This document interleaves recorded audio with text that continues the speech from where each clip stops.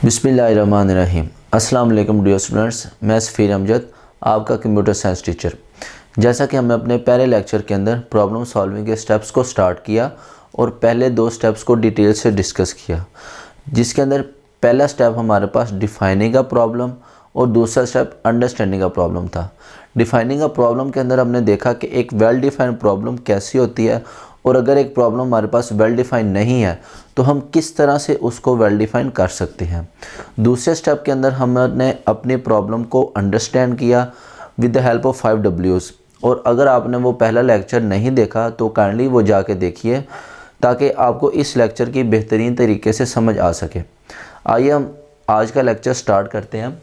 Planning का solution हमारे पास तीसरा स्टेप है प्रॉब्लम सॉल्विंग स्टेप्स के अंदर। This phase includes finding the right strategy for problem solving.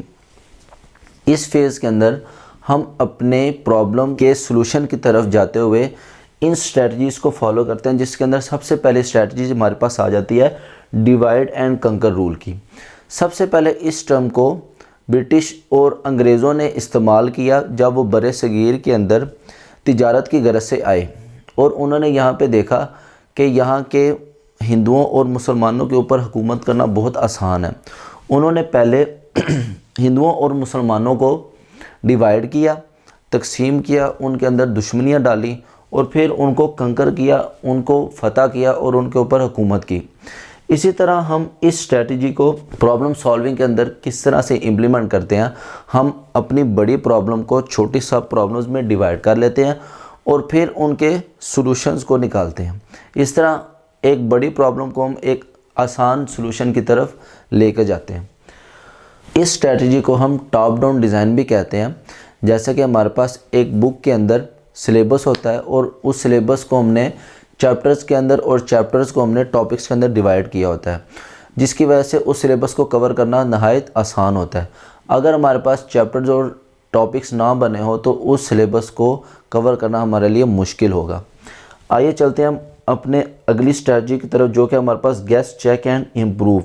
Designer guesses a solution and then checks the correctness. किसी भी problem के सॉल्यूशन की तरफ जाते हुए हमारे माइंड के अंदर बहुत से सॉल्यूशंस आते हैं कि हम इसको इस तरह से भी सॉल्व कर सकते हैं, हम इसको इस तरह से भी सॉल्व कर सकते हैं। तो हम क्या करते हैं, अपने पास्ट एक्सपीरियंसेस की बेस पे हम गेस लगाते हैं डिफरेंट सॉल्यूशंस का अपने माइंड के अंदर और फिर उनको चेक करते हैं पेपर के ऊपर कि क्या हम इस अप्रोच से इसको सॉल्व कर सकते हैं। अगर हम इस अप्रोच को फॉलो करते तो क्या हम सॉल्व कर सकते हैं। फिर क्या होता है, हम किसी एक को फॉलो कर लेते हैं जो कि हमें उनमें से सबसे बेहतरीन कैसी या बेहतरीन अप्रोच लगती है और फिर हम उसको टाइम टू टाइम इम्प्रूव करते रहते हैं। फॉर एग्ज़ाम्पल, हमारे पास लैपटॉप और मोबाइल्स के software day by day updates होते हैं यूज़र इंटरफेस को अच्छा करने के लिए। आइए हम अपने अगले स्ट्रैटेजी की तरफ चलते हैं, जो कि हमारे पास एक्ट इट आउट या टू डू लिस्ट। इस स्ट्रैटेजी के अंदर क्या करते हैं, हम अपने टास्क की एक लिस्ट बना लेते हैं कि हमने पहले ये काम करना है, फिर हमने ये करना है, फिर हमने ये करना है और उसको स्टेप वाइज फॉलो करते हैं, जिसकी वजह से सॉल्यूशन की तरफ जाना आसान हो जाता है। इससे अगला हमारे पास स्ट्रैटेजी है जो कि हमारे पास प्रोटोटाइप। इस स्टेप के अंदर हम क्या करते हैं, हम उसकी पिक्चोरियल रिप्रेजेंटेशन जो है वो ड्रा करते हैं। This technique draws a pictorial representation of solution. However it is not the final solution but it may help the designer to understand the important components. कि हमारे पास ये फाइनल सॉल्यूशन की कोई डायग्राम या कोई फ्लो चार्ट वगैरह नहीं होता। क्या होता है कि हम पेपर पे ड्रा करने की कोशिश करते हैं, जिसकी वजह से हमारे प्रॉब्लम का सॉल्यूशन फाइंड करने के लिए हमें आसानी होती है। इन स्ट्रेटजीज़ को डिस्कस करने के बाद हम अपने नेक्स्ट प्रॉब्लम सॉल्विंग स्टेप की तरफ चलते हैं, जो कि हमारे पास candidate solution. Defines the candidate solution. Candidate solution का मतलब हमारे पास स्पॉन्टेनियस और अनप्लान्ड। फॉर एग्जांपल, हमारे पास कोई ऐसा प्रॉब्लम सॉल्वर जो कि किसी प्रॉब्लम को सॉल्व करने के लिए उसके सॉल्यूशन को प्लान नहीं करता और इनमें से किसी भी स्ट्रेटजी को फॉलो नहीं करता और वो सीधा चला जाता है कैंडिडेट सॉल्यूशन की तरफ। मतलब कि अपने पास्ट एक्सपीरियंस की बेस पे जो है वो गैस लगाने की कोशिश करता है और अपने माइंड की बेस पे वो उसके सोल्यूशन को निकालता है। The word candid refers to something spontaneous and unplanned. It is not necessary that candid solution is the actual solution. कि ये हमारे पास ज़रूरी नहीं है कि जो हम कैंडिड सोल्यूशन निकालें वो ही हमारे पास एक्चुअल सोल्यूशन हो। इसकी मिसाल हम इस तरह से लेते हैं कि आपके टीचर ने आपको एक टास्क असाइन किया कि आपके स्कूल के अंदर जितने भी बच्चे क्रिकेट खेलने वाले हैं उनकी एक लिस्ट तैयार कर ली जाए या उनको काउंट कर लिया जाए। तो बजाय हर क्लास में जाकर बच्चों को काउंट करने के आप क्या करते हैं, अपने टीचर को स्पॉन्टेनियस आंसर करते हैं। किस तरह से आप अपनी क्लास में से उन बच्चों को काउंट कर लेते हैं जो कि क्रिकेट खेलने वाले हैं। फॉर एग्ज़ाम्पल वो बच्चे 7 थे और आप टोटल नंबर ऑफ़ क्लासेस जो कि आपके स्कूल के अंदर हैं आप उनको काउंट कर लेते हैं। फॉर एग्ज़ाम्पल वो 8 थी।